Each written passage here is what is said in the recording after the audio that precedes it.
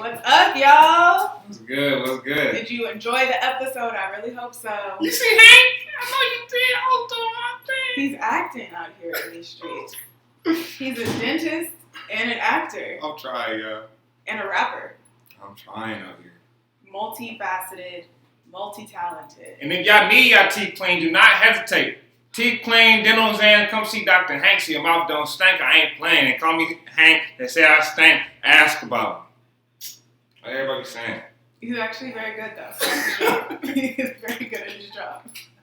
But no, I have a question for you. Yes. So how did this project come along? So in January, Joel hit me up and was like, yo, I have this idea. And I was like, okay. So we met up at a coffee shop and he pitched it. And then from there, we took it and made characters and built out the world, built out the storyline, and then it became real. And we're like, okay, we have to actually shoot this now. So then we went into production mode in terms of thinking how we were going to raise the money. We hired a producer who goes by Phoenix Williamson. She's amazing. We brought on our co-director, Maya Cryer. She's amazing. We had our cast. And it just went from there. Yeah, it just went from there. So another question I want to ask you. Mm-hmm. The only reason I'm asking you this, because I make, the dental jeans I make. Mm-hmm. I do that because I know about dentistry. Also like rapping, so I rap about dentistry. Right. When it comes to this show, all these characters you make, I realize when people create, they kind of create and talk about what they know. Yeah. So you feel like all these characters had something like some characteristics of you and Joel. For sure. Yeah. I think they came either from our personal experiences or people that we knew that we felt like their stories weren't being told. Like, me and Joel both deal with anxiety, and so the characters that we chose to play, ironically, were the ones that were closest to our personality, I think.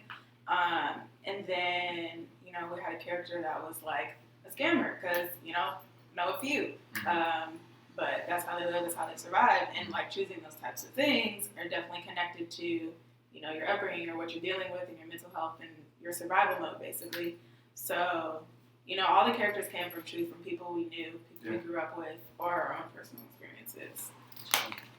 Yeah. So, I know you're a dentist, but what does this mean for your career to do this? Oh, it's crazy. What has it opened up for you? Honestly, the little Asian dude from Homecoming, not Homecoming, what's it called? Hangover.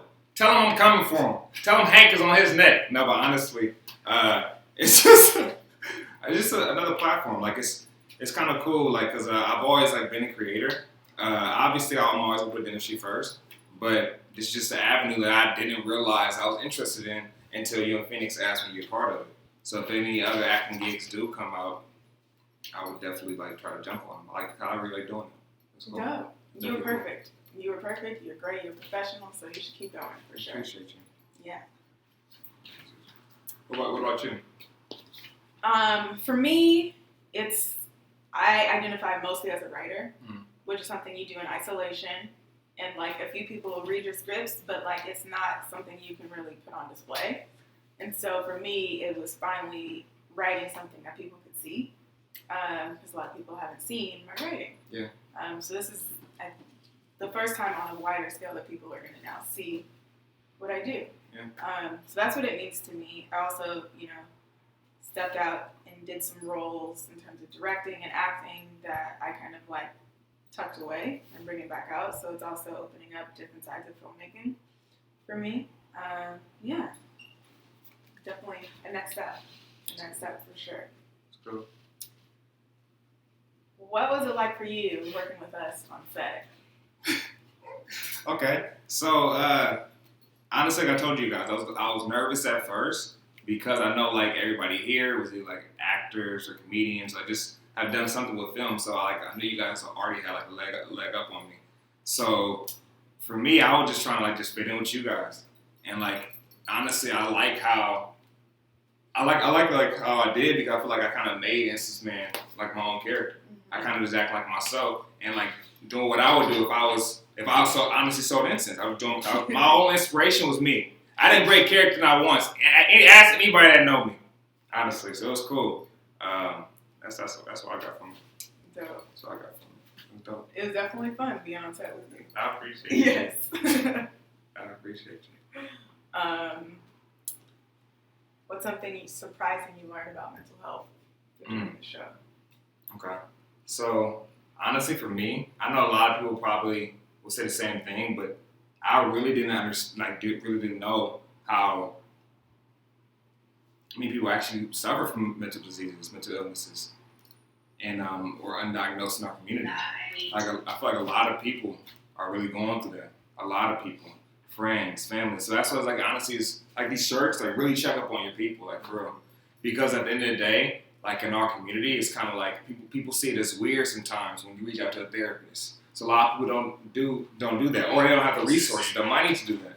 Okay, so our community, our villages, we have to be each other's therapy. We have to, and we all have to show each other God as well. So that's what I definitely learned about it. What about you? Great question. It was interesting because I think doing the show tested my mental health. It was just a lot on my plate to have a day job and be, co-leader of this crew. And it taught me about pacing myself.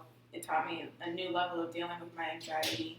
And it also taught me the importance of checking on the people that you work with. Even when you're going through it, they're going through it just as much. And really making it like a communal experience in terms of checking on each other's health and making sure everyone's good. That's what I learned.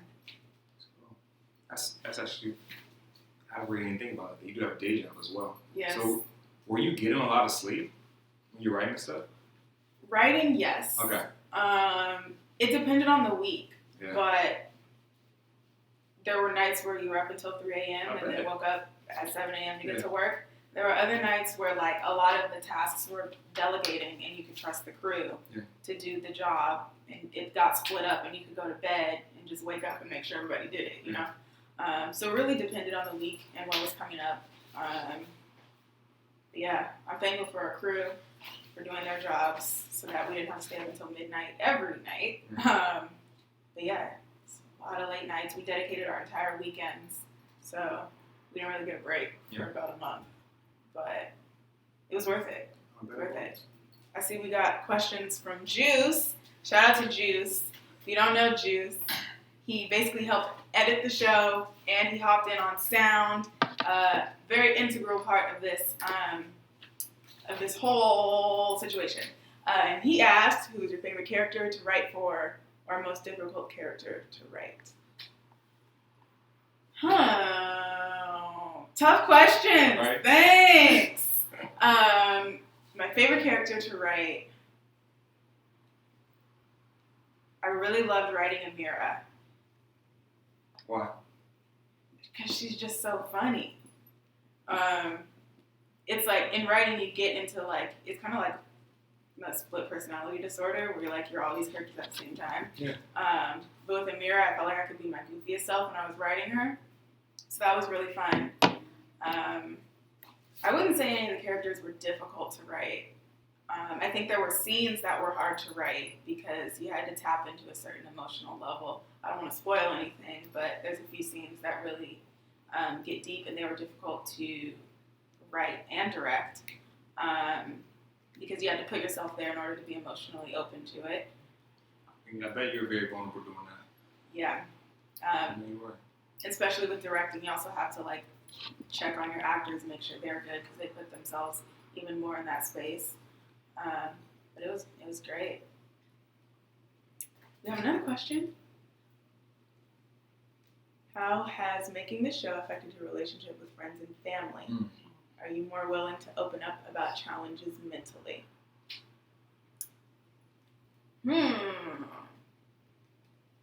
I think I've noticed a shift because of the topic of the show, just talking about what I'm doing. It's an automatic conversation opener. A lot of my friends that I consider really close friends have opened up to me about what they're going through and have been like, I've been very depressed for the past 2 months. Or, just telling me about what they've been going through while I've been filming the show. And we've always talked and checked in and like danced around the topic, you know, of like, yeah, I just didn't have a really good week or whatever. But we always try to like package it and make it nice for each other. And so now those conversations are more honest, where they're like, I was actually depressed, I had to seek out help, and I'm healing, or I'm not healing, I'm still stuck. So it definitely helps. Definitely helped with those conversations, and with my family as well. Yeah. I can definitely say like we as Black people, we definitely bottle things in. So like really like talking them out. Like I know for me, for example, I had so much stress and anxiety in dental school. I was actually very depressed my first and second year. Yeah. Wow. Like all the little dental jingles you guys see on my page, I didn't start doing that to my fourth year when I was about to get out.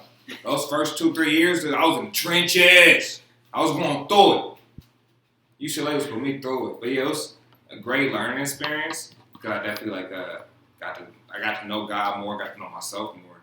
But I definitely wish I talked those feelings out with other people. I wish I did that. Well, now you have a family to do that. Oh, of course. Because we check on our people. That's that as Black folk. All right, y'all. Guess what? This was episode 1, but we have 7 more to go. Y'all better tap in. If you don't tap in, I'm going to start tripping. Y'all don't want Hank to start tripping. You really don't. You really don't.